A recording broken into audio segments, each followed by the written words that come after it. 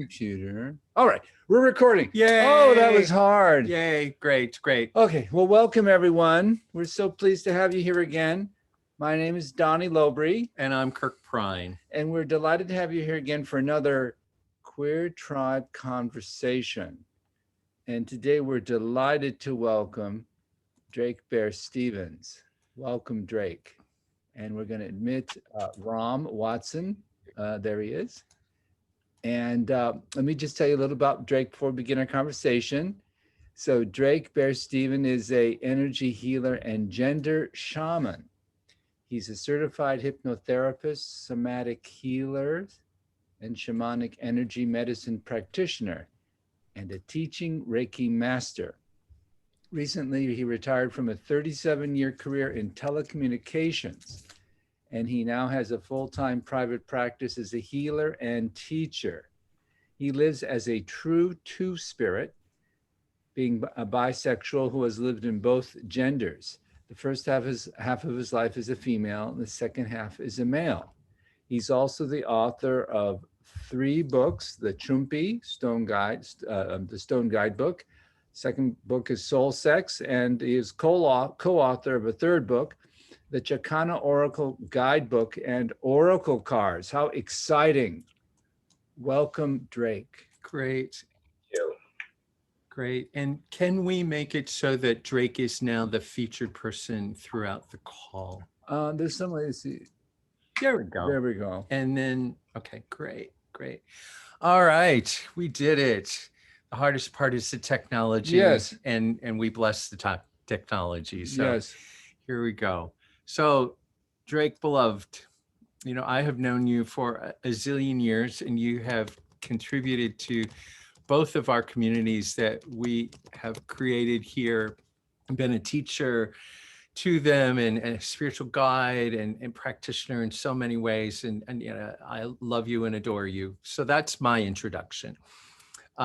But with that introduction, what I also know is how much we share some really common themes and values. And so as we go on this Queer Tribe call today, it'll be interesting to hear what you have to say around the 3 questions that we ask everyone each time. And the first one being, simply tell us about your spiritual journey and your awakening. And, I know we could spend, 1,000 years on that one question, but tell us some stories, some juicy stories just about your journey and what's kind of helped form who you are and your values and your spirituality. Well, actually, my spiritual journey probably began when I was about 16, 17, or 18 in there. I started getting interested in esoteric subjects and kind of exploring alternatives to Christianity, which was what my family was. And then somewhere along the line, I kind of got off the track. It was like I got preoccupied with a career and, figuring out who I was and going through, gender identity crisis and all of that. And so I kind of put it away. And then when I turned 50, it was like I walked through a spiritual portal. It was like, I came back to it. I started studying. I learned about shamanism, which was like coming home for me. It gave me a great deal of peace after all the years of turmoil. And it was like, I had come to this place where I could understand things. And so all of the anxieties and worries and everything that you go through was like put aside through my spiritual beliefs. And I really became a totally different person. So it's been a wonderful trip for me. As you can see from behind me, I've collected things from different traditions that I've studied. And I've spent a lot of time now in the Andes working with very spiritual people, the Q'ero, who are descendants of the Inca. And I've written a couple books about their traditions and their cosmology. And then I kind of have, 2 feet in in the worlds. One's in the gender sexual identity realm, working and writing about that, and the other foot is in the spiritual realm, really about shamanic energy medicine. That's me. I'm always half and half. I'm like half male, half female, half everything. And every identity that was given to me at birth, I've evolved out of. So I've changed everything, my name, my gender, my religion, you know, everything that was given to me, I kind of shed and grew into my true identity. So I am a great believer in past lives. Reincarnation is one of my passions. I do a lot of past life work. And to me, it's about connecting into the soul's identity. Who am I as a soul? I'm not the identity of my family. I'm not the identity of my community. I'm my identity, my own identity. And I think I picked out this as my theme for this life. So there it is. Mm-hmm. Beautiful, beautiful. Yeah. Well, you know,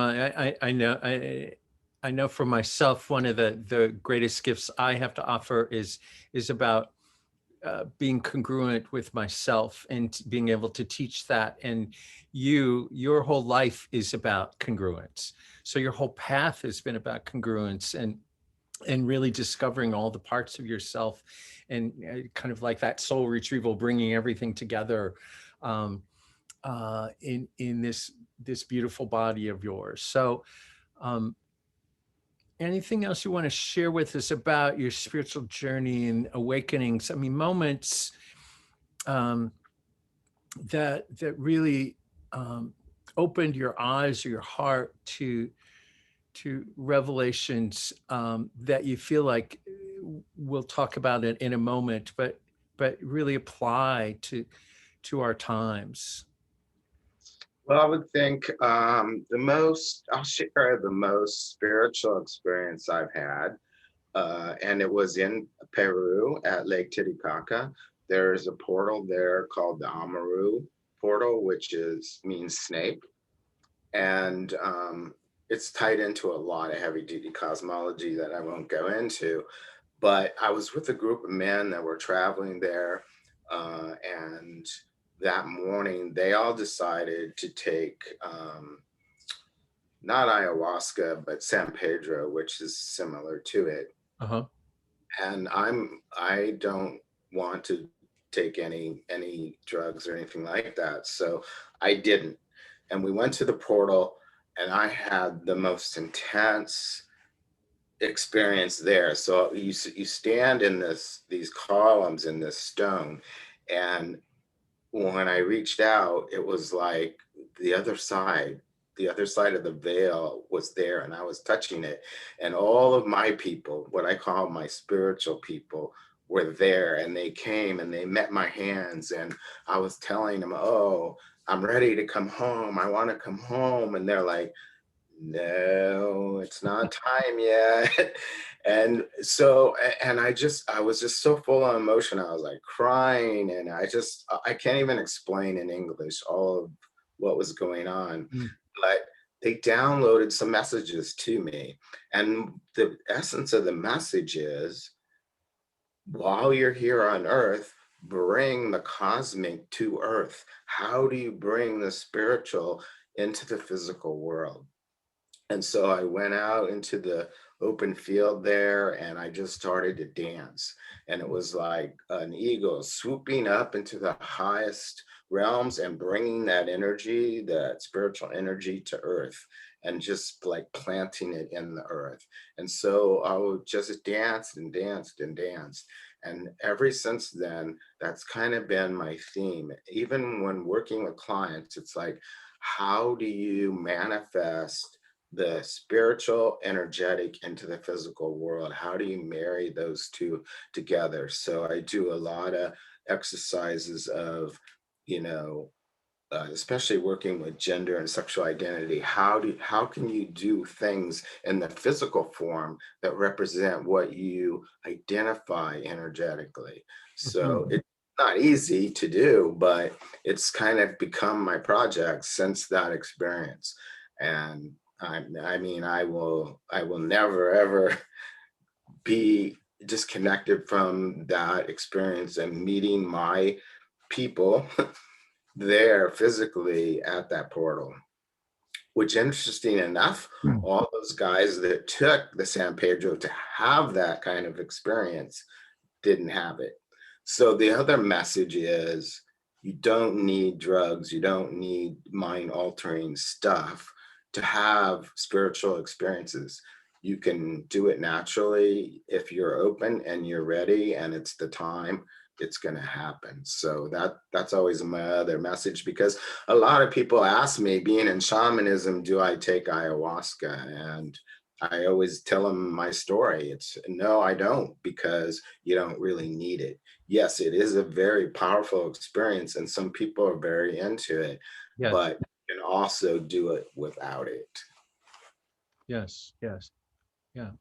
Well, you certainly brought up a germane topic that's seems to be rising in consciousness right now, which is plant medicine and taking journeys.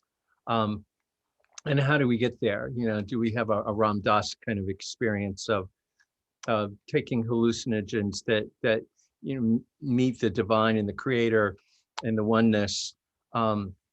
Or do you find it like he did later with his guru, where he just meditated and opened up? So I hear you saying the same thing. Is it's not about either or, it's about the universe has given us lots of vehicles to wake up and be present to healing. And especially I know how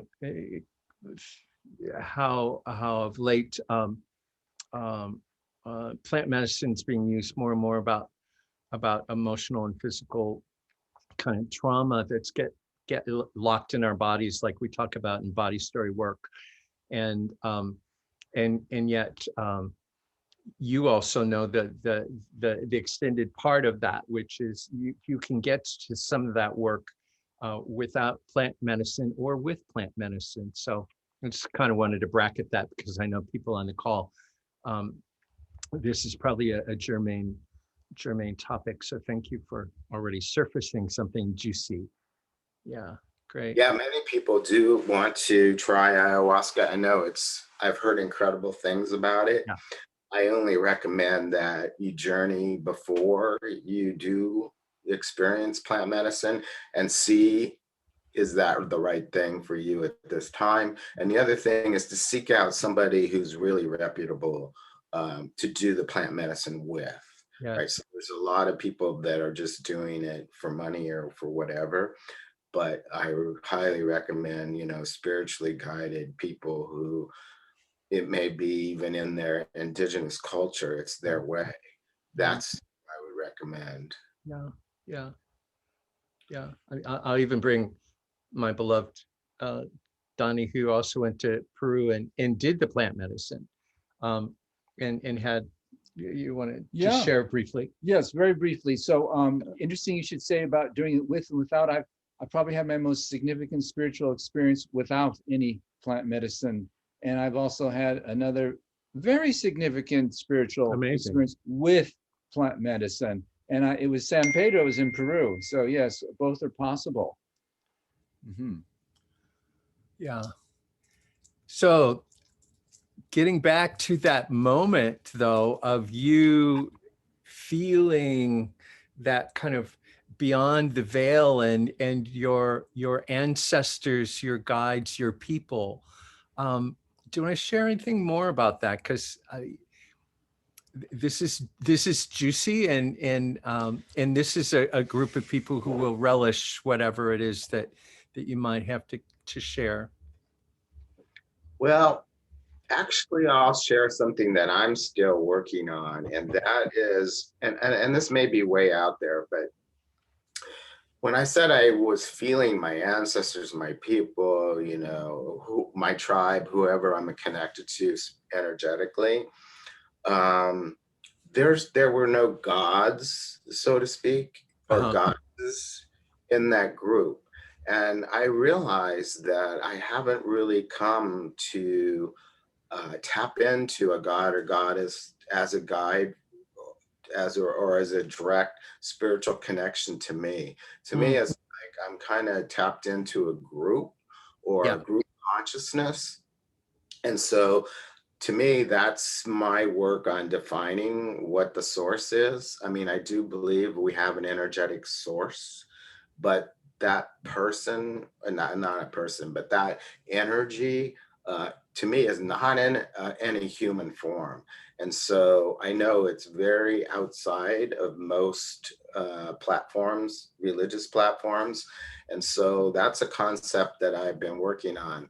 But that the power and that connection to your source, because those people or those energies, those entities that I was touching, that's my source. Mhm. To tap into that and feel, oh, Yeah. to be at home and to be in Yeah. that tribe. So I know we're talking about the queer tribe on this call. Well, that tribe is way bigger than our physical forms, right? So, all that's happened to us politically and within the last couple of years, that's been so traumatic. It's very easy to tap in on a physical level and be upset, and the energy's all out of whack. And, we're going through a lot of stuff with the pandemic, everything that's happened. We're in an ascension process, and we had no idea this road would be so rocky, but it's turning out to be pretty darn rocky. But the thing that I have to keep reminding myself is experience it on the human level. That's why we're on earth. But then when you're done, bring it to the spiritual world. Oh yeah, this is all happening for a reason. There's a purpose. There's an end in sight. It is the way it's supposed to be. And so then it kind of releases you from the anxiety of, oh, what am I going to do? Or what should I be doing? And da, da, da, da, da. It's like, it is what it is. It's the Yeah. right moment for what's happening. And so you just kind of have to ride with the flow. So that again is connecting that spiritual world to the physical world, right? We're it's like two planes of energy, and they're connected. Great. Great. Thank you. Thank you. So you brought us into kind of the second question. So you may want to expand a little bit more, but about us being a queer tribe. I probably have quoted John Ballou for the past 10 years when we interviewed him, and he asked him, John, do you believe we're a queer tribe? And he said, well, not everybody's called to. We may have an orientation that fits into queer, but it doesn't mean that we're called, that we've responded to a call that orientation has been a part of the design of. So I'd set you up with that, but tell us about how you see, especially as a two-spirit person who's lived in multiple genders and orientations all in one lifetime. So if there's anybody who's queer, you're like the epitome. But tell us anything else, your thoughts about us as a queer tribe before we get into kind of the visioning part. Okay, I have like two things I wanted to bring up, so don't let me forget. The first thing is the queer tribe's on the rise. There is no doubt that we are becoming much more in numbers, and our awareness is much more open, and we're much more visible. All right, so I just read that 50% of Generation Z, which are like the 19 to 24-year-olds, believe in a non-binary gender system. So those values that we grew up with, a lot of us grew up in the 50s and 60s, they're evolving. Now there's a study of how many people are LGBT. That number has increased significantly in the last couple years. So I was just working with a group of therapists that wanted to know more about trans people, which is something also on the rise, right? And so they were asking me, are there really more people, LGBT people now, or is it just that they're more visible? I said, well, I think it's two things. One, we are more visible and it's safer to come out. So there's more visibility and we're much more aware because of social media and all that. And then when I went through my gender crisis, there wasn't any of that. Yeah. It's totally different today. But also I believe that as the soul's in progression, and the older it gets, the more non-binary in any area, in any identity it becomes. So it's more middle of the road. It's masculine and feminine. It's gay and it's straight. It's both, right? Or it's neither, however you want to explain that. And so as the souls come reincarnate on Earth, the souls are getting older. So there's more trans people, more non-binary people. Now we have this whole gender fluid concept that we didn't have when I was growing up in my age, right? So all these new concepts, these new identities are coming in.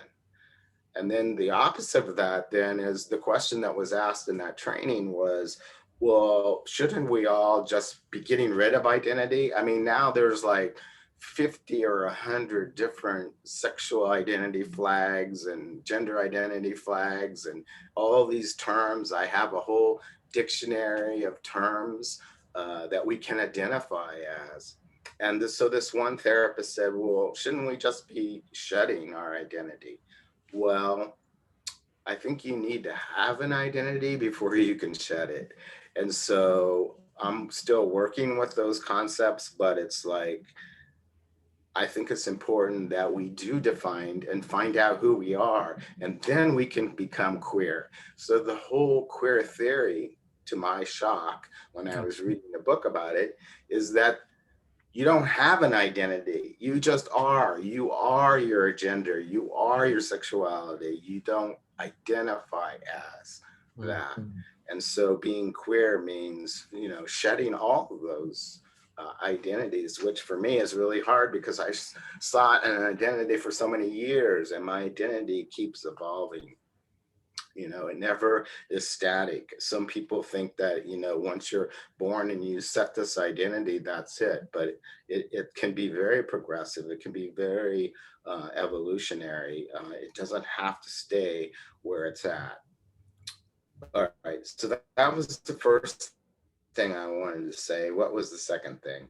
Oh, I don't know. Mr. Potato's going gender neutral. People had a fit over there. I was like, wow. That kind of tells you how the old world is fighting the concepts of the new world, the new consciousness that's coming in, which will eventually be predominant, and the older views will fall away. I mean, there'll still be some there. But then I remember when I was giving a lecture one time in Ohio, of all places, about trans people. And I was talking about this whole progression from the outer polarities of male, female to coming, evolving to a consciousness of being somewhere in the middle, which is like gender neutral, right? And so this one woman raised her hand and she says, well, how will we ever have babies again, if there's not going to be any males and females? I don't think we'll ever lose the polarity identities. I think there will always be people all along the spectrum. The whole point of being non-binary or gender fluid is you have the right to have that identity and you belong at the table. So it's a very inclusive, it doesn't matter where you are. It doesn't matter where you are on the scale of sexuality, gay or straight or pansexual, somewhere in the middle, bisexual, all along the way. Everyone should be welcome to their identity. That's what it's all about. Not doing away with the old, but just allowing the new identities to come. Right. All right, so I already forgot what to say. Yeah, that's beautiful. So you I think you got us on board. And again, if anybody is a testament to the journey of identity formation and being true to yourself and constantly living in the question, which is, you know, what we both teach, you know, who are we? Who are we really? And who are you really? So that juicy question, I think, has guided, you know, many sages of many elks and orientations throughout the years, but has guided us as a queer tribe. So thank you. I think that gets us warmed up. So without ado, though, kind of taking your journey and taking who you see us as a queer tribe, what's your vision for us as a movement, as a tribe? Any thoughts about that, especially, you know, in the times in which we live and all the challenges, as well as the breakthroughs that are happening? What's your vision? Well, my vision is more of the same. I mean, I think we're really on the brink. I feel like I was a contributor to Transcestors, which is a book about trans elders, which, okay, I feel like I'm the first generation that's been totally out and aware. And so we kind of blaze some paths for the younger ones, and they're coming in and they're going to teach us new stuff because, you know, they're like totally gender neutral and their sexual identity is going to be very fluid. All right. So I think it's just going to keep evolving as it is, already moving along now. And I feel people are going to be very experimental and trying new things. All right. So there's so many men, I'll just say, that are now identifying as bi-curious, okay? Which is basically, yeah, I want to experiment. I want to try and see how I feel about this. And so I'm, you know, very supportive of that, reaching out and becoming vulnerable, because it really is. I mean, when we're born, we're taught a specific thing, especially those of us coming from the 50s and 60s, that you will be this way. This is your role. And now all of a sudden it's like, none of that applies. You're totally free to go out and be and experiment and find out who you are. And as I said before, it's an evolutionary thing. And I think so us as a group, as a tribe, our job is to hold space, to be supportive, to create that sacredness of the journey, which, Kirk, you're amazingly good at doing this. You know, the book that you wrote and your whole concept of sacred spirituality and all sacred sexuality, and combining the two into an energy that is so powerful. I think that is our work. And you know, I did, for a while, I was doing a lot of past life regressions for trans people because I wanted to write a book about the spiritual aspects of being trans. And always in the whole progression of the past life, we would get to the point when we were in the afterlife, and I would ask your guide, whoever comes to them, what is your purpose? What is your purpose for being trans in this life? Every single person said, I'm here to help others. So it wasn't, you know, getting emotional. It wasn't about them and their soul, because that is one reason that you come in as trans or gay or whatever you are identifying as, but you're also helping a lot of other people by being who you are, being out, being aware, and helping others. So I think that's our job as a tribe, is to create that structure. And we've been doing it wonderfully. I mean, think about everything that gay men have done for each other during the AIDS crisis.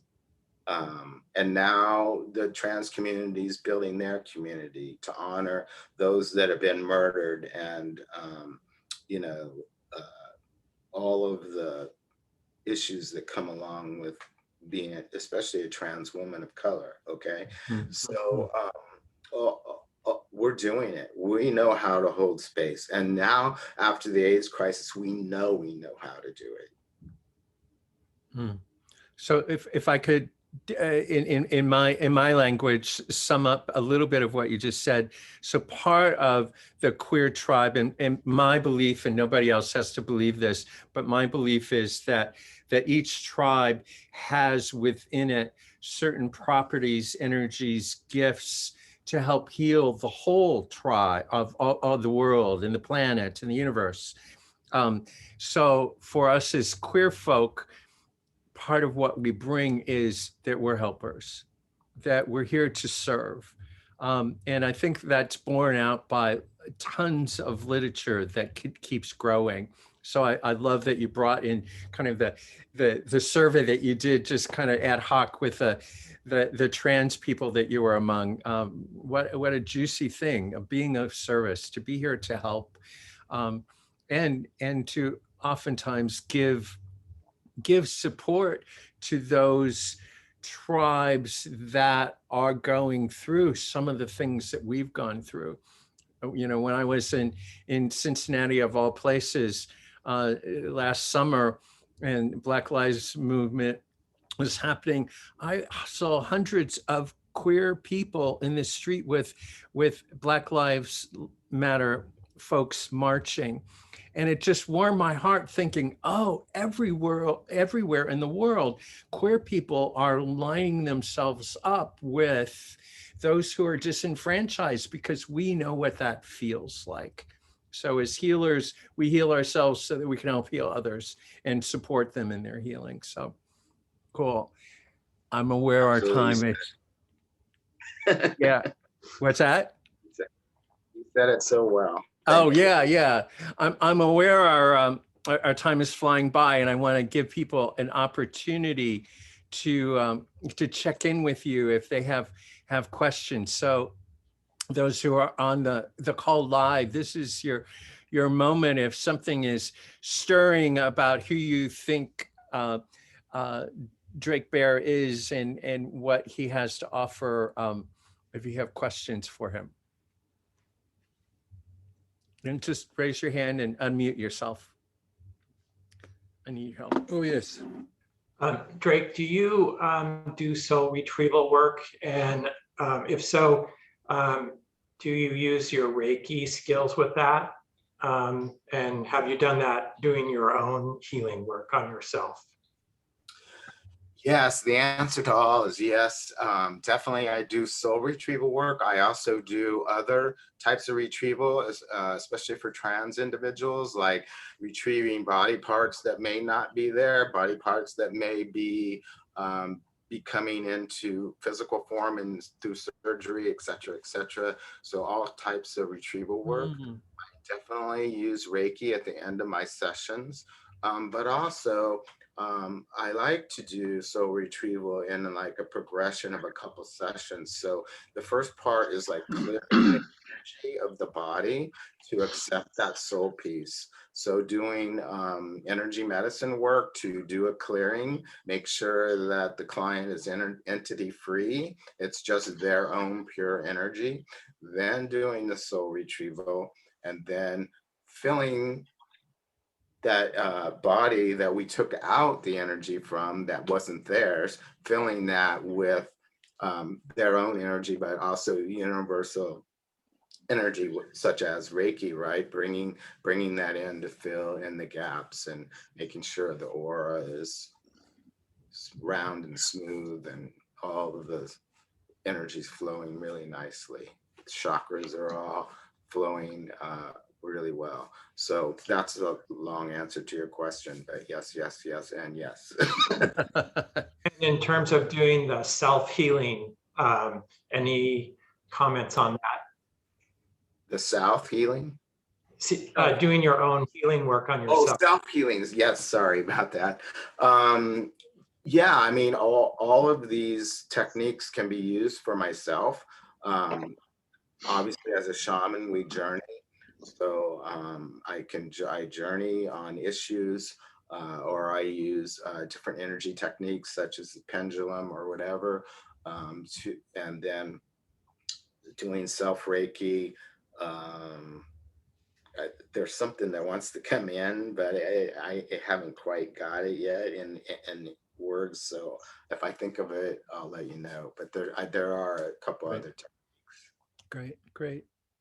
And Brian, great questions. We may actually invite Jake to come to one of our sessions sometime and guide us, because Brian's kind of on this long haul journey with us. So you may get to meet Drake Bear and ask some of these or do some of this in person.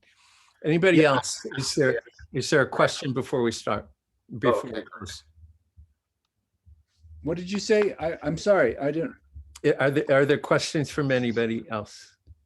Jay's got it. Jan's Yeah. Oh, Jay. Drake, I've got a question about queer shamanism. What's the importance of us as queer people who do shamanic work to come together? So it's a twofold question, kind of the queer, how do we support each other, and what are our gifts that we can offer the rest of the world? How do we work differently? Well, I don't know if you're familiar with Maldoma Somé and his work, but he's a shaman that comes from Africa, and he says that gay people, and I add trans people to that, are naturally shamans. They are natural guides between the worlds, because we've learned that we don't fit in this physical world as such, that we've learned to walk the worlds. We walk in between gay and straight and male and female and all those worlds. And because we just do it naturally, that gives you the ability to really click into being a shaman, right? Shamans walk the worlds too. They're between the spiritual and the physical, between life and death. And so it's the same characteristics that you use for both things that you're talking about, being queer and being a shaman. They're the same characteristics. In many cultures, like especially Siberian shamanism, when the shamans are in training, they have to dress as the opposite of their gender identity, physical gender. All right. So they cross dress. And some of them, many of them, will still continue to do that throughout their shamanic practice. Because why? It loosens the bonds of that being stuck in that physical bond. Right? That's what you want to do. You want to be outside of the box. So, you know, I do teach the wheel. I do teach shamanic practice. And one of the days, I request my students to come cross-dressed, if you will. That's on the binary system, but cross-dressed, and you cannot believe the resistance I get. Oh no, I cannot do that. I was like, well, then how can you be a shaman? Okay, so it breaks those bonds up and really sets you free. Yeah. Hope I answer all your question there. Yeah. Great. Well, unfortunately, we are running out of time, and obviously we could spend the day just picking your brain and heart and wisdom fields, but there will be other opportunities. Any last comment from anybody before we kind of close out and let Drake tell us how we might contact him or things that he's doing that we might want to join in? Any last comments from anyone? Jay has a question. Okay, great. Go for it. Drake, I am developing this sense that as a queer tribe, part of our purpose is to help heal the collective trauma worldwide. Yes. Because I think that we have experienced so much of that historically. Yes. That we're in a place where we can guide people to heal. Even historical trauma like the genocides of the Native Americans, I think we have the potential and the capability of going that deep. No, you're absolutely true. And that is a part of shamanic training, is knowing that as you heal yourself, you're healing your ancestors. you're healing even for your descendants. All right. So it's a little stone you drop in a bucket, but of water, it ripples out to your past lives, to your future lives, to your ancestors, to the collective consciousness. So yeah, as you heal yourself, and a lot of people aren't going to realize that, but it just happens. Yeah. Yeah. Great. Thank you. Thank you. Yeah. Beautiful, Jay. We're all so in sync with each other about visions and questions. Thank you. Thank you. Well, Drake, thank you so much for your time and your wisdom. Is there anything else in closing that you want? I have your oracle cards in front of me. Yay. And I have your Chumpi Stone book, which I just started reading parts of and went, oh my God, this is more interesting than I even thought it was. So, any rate, so all of that, I think we have a link to your website. What is it? Enterprise? What's your website? Drake Enterprises. So it's INNERPRIZES.com. Drake Enterprise. Prize. Your gift. You are your own gift. Oh, That's okay. Yeah, I think it's on the website. Okay. So, great. Thank you, beloveds, all for being with us for another Queer Tribe call. Thank Yes, you, thank Drake, you. for your wisdom and for just the presence that you bring into the world that changes the world. So, and for all of you, beloveds, who are on the call, active, and those who will be watching it, we send our love and blessings to all of you. So, namaste. Namaste. Thank you. Bye, everybody. Bye. Thank you. Thank you.